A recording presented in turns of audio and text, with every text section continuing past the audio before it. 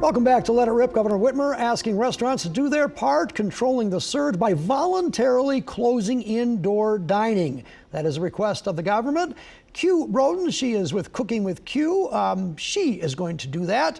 And we'd like to thank Terry Johnson, Greg Bowens for being with us as well. Let me just start right now with Q. First of all, Q, you have not closed. Hello, Q.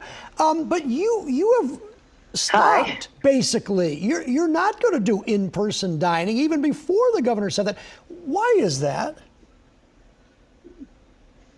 Oh, my first thought is always operate in wisdom. So for me, even though, I'm not afraid. I don't operate in fear. I have faith, and I try to use the wisdom that I have. And if the goal is for me to protect my team and to protect the people that come to me to eat, my goal is always to show people how to eat to live, not to make them sick so they can come and dine in. That's not the thing. So if I can still get my healthy food to them, that's what I do. That's the focus. But figure out if that's the focus, do that as opposed to. Do you think, though, that having an in-person dining now is not safe? I absolutely do. I think what happens is you have to be careful of, do you want people to have a good experience? It's easier for me to tell you, like, you can't come in and eat and I can get you food to go. Or if you're having a private event, I can say, hey, you can have 12 people in here. Because what happens is everybody doesn't always want to follow directions, right? So it's easier for me to let you, if you were to come in. Yeah, what'd you say, Charlie? No, I'm just saying, can I ask you, without opening up your finances here, but have you lost money? Open it. Ask. Oh, well, how much money have you lost money or made money during the last year? Or if I were to be perfectly honest with you, I just had to get creative. And that's what it is. If I can't have you dine in, how do I get the healthy food to people? So we do meal prep. We just start thinking outside of the box. I did mortgages before this. So it doesn't matter for me to cold call. I cold call places that I knew was open. Hospitals, doctor's offices, the city of Detroit. Everybody that I know is still working during the pandemic. They still need to eat. And how do I get them healthy food? So you have to sometimes get up out of your comfort zone because some amazing things can happen there. That was my focus. Have you been successful? Some restaurants, they say they do not have a carry-out. They can't do carry-out with any degree of profitability. And it's very difficult for them to not have an in-person dining. But are you okay? Have you made money over this last year or so? We haven't shut down one day. And my team, my biggest thing is the profit is not what my purpose is. My purpose is to help people to eat to live. So if I only focus on profit, I'll never make enough money. But if I focus on how do I get people to eat to live, then that's my goal. Made sure my team matters. Like, we got team members that just had babies. Like, I have to protect them. Right. And so if that means I can't let you dine into my restaurant, you can't dine in. And you have to be okay with that and respect that. Because, again, we all have opinions. It's not political. But for me, it's more safety over profit. I want to protect my team members. I want to protect the customers that actually come to the kitchen. And that's what's more important to me. And if I can still get them healthy food while doing it, that's it. I think you've got a great attitude here. I really do. At what point, what metric will you use to have in-person dining? Is it vaccines? Is it the rate? What is it that you need to see from anybody that would allow you to have in-person dining?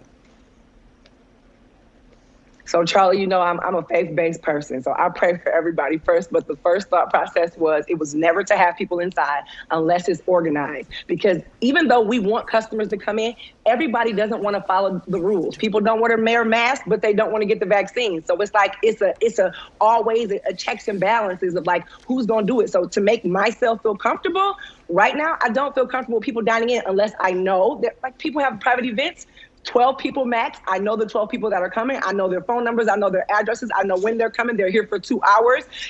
That to me is organized. But if I just have people coming in all the time, you have no control over it. And for me, I'd rather control you having a good experience at the kitchen by cooking with you than you just coming in and bringing your germs. Like, no, I want everybody to be safe, happy, right. And that's my biggest thing. Let me bring, if Terry and Greg are there, I'd like to bring them in.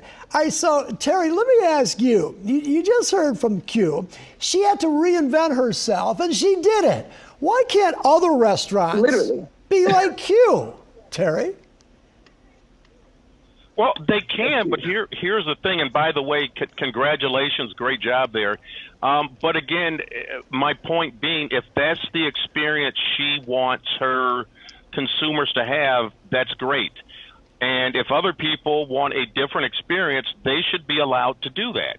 I don't think one size fits all, and that's unfortunately due to the failed policies and decisions of Governor Whitmer that we've put ourselves into. One policy for everybody, and that's not the way it works. She's done a fabulous job. She has, reinvented herself. Other companies have. But again, it comes down to doing it safely, and you have to make money to stay in business.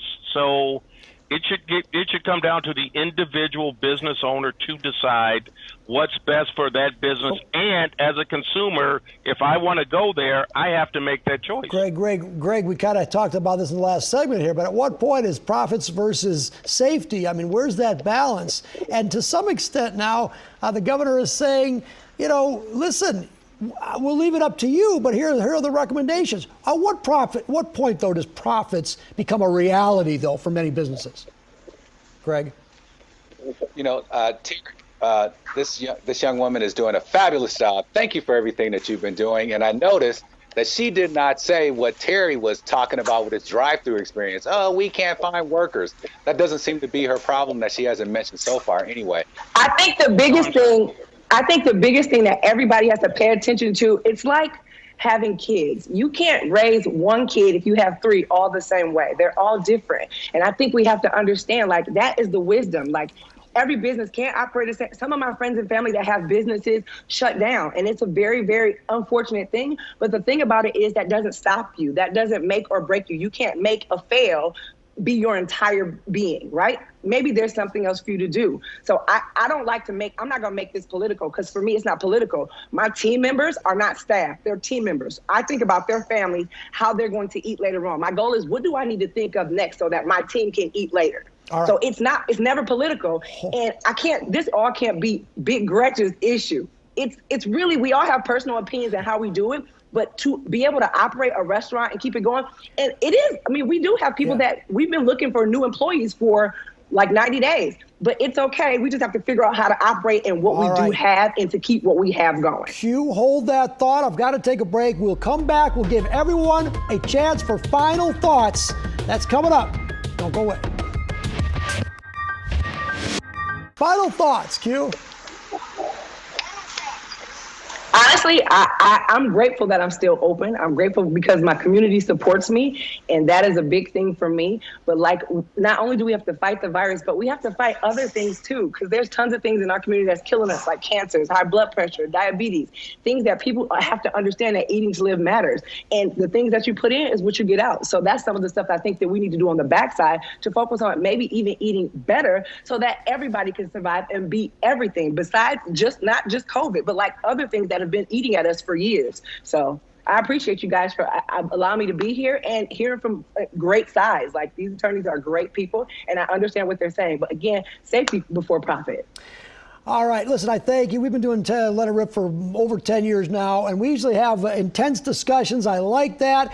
And sometimes the names are, but in the end, we all are at least respectful of each other. And that's what we have to do to end the pandemic as well. Panel, I thank you for your thoughts.